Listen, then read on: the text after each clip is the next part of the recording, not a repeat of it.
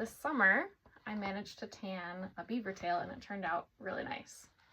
So I'm gonna try and replicate that process now with another tail, and you guys can follow along.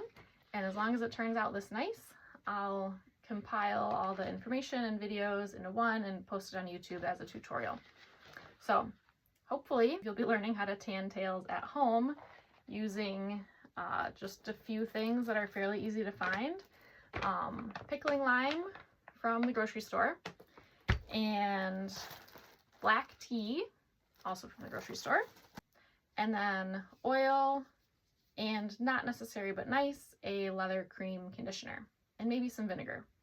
But believe it or not, that's all the ingredients I used to tan this tail. The tea tanning process of using tea to tan something into leather was shared with me by a friend who's Canadian First Nations. He shared the instructions for tea tanning fish leather with me. So that's what this is. I've done a few batches of this now, and I wasn't sure if it was acceptable for me to share this tanning method because it is information that I learned from First Nations person, and it's something that has been indigenous knowledge forever.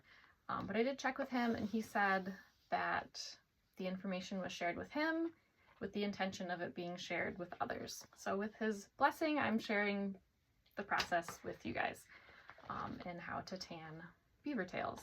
So there are additional steps involved in tanning beaver tails compared to tanning fish leather or tanning fur. This tail was tanned at a fur tannery right on the pelt, and you can see the difference. Ignore the waviness because that could be corrected, but you can see the difference in how the tails look. And there's a couple reasons for that. One is this had no dye or color in the process, and the color comes from the tea, which is brown. Beyond that, you can see that this looks kind of gray and ashy looking, and then if you listen, you can hear the difference in how they sound. And that's because beaver tails have a keratin layer on them that's basically like fingernail material, and that is like scales on top of the scale texture on the tail, and to protect it, just like our fingernails protect our fingers from damage, the keratin layer on the tails protects the tails from damage as well. And if you tan a beaver tail with the scales on, it just doesn't look very nice. So the scales need to be removed, and there's an additional process to remove the scales that's not done in fur tanning, and it's also not done with the fish tanning, because with fish scales you can remove them before the tanning process with a scaling tool or a spoon. With the beaver tails, there's a chemical process that needs to be done to slip the scales off.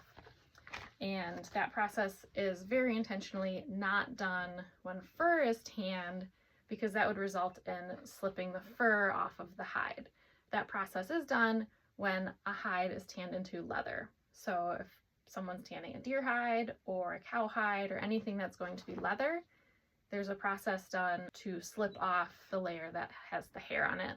And we'll do that to slip off the layer that has the scales on the tail. Keep in mind that I am by no means an expert in tanning beaver tails. I've done one tail and it turned out really nice, and I'm pretty sure I can repeat the results, so I'm bringing you guys along for that.